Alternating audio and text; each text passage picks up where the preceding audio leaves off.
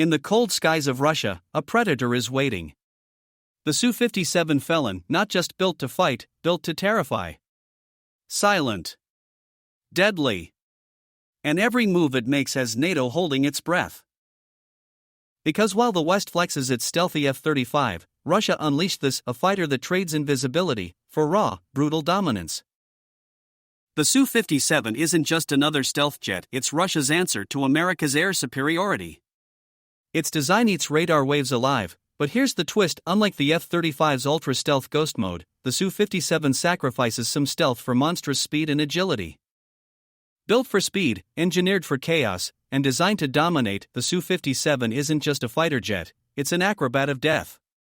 With Mach 2 speed and thrust vectoring engines, this beast flips, twists, and bends the very laws of physics mid-air.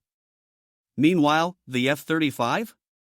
Struggling at Mach 1.6, it can only watch as the Su-57 turns the sky into its personal playground, humiliating NATO jets in a close-range dogfight. Armed with her 77 air-to-air missiles, striking targets from over 120 miles away, the Su-57 is lethal from a distance. But what truly terrifies NATO isn't the missiles they can see, it's the ones they never see coming.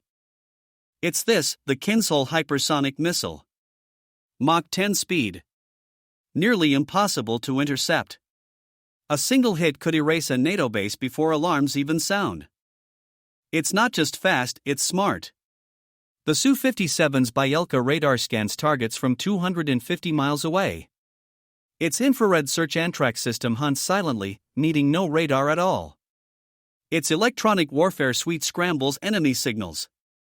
And yes, it even carries a laser dazzler to blind incoming missiles. This isn't science fiction, it's Russian engineering at its deadliest. Right now, Russia's testing it in Ukraine, launching missiles from far, staying invisible, learning, upgrading. NATO knows, it's only getting deadlier. The future is even more terrifying. New stealth coatings to slip past radar undetected. Next-gen engines that extend its reach and speed. And AI-powered drones, a swarm of flying wolves, attacking in unison alongside the Su-57. Russia only has 10 to 15 Su-57s right now. But imagine 100. 200, unleashed across Eastern Europe. That's why NATO's nervous. So, is the Su-57 the future of air warfare? Or is it still chasing the F-35's shadow? So what do you think? Is the Su-57 Felon an absolute sky monster, or does NATO still rule the skies?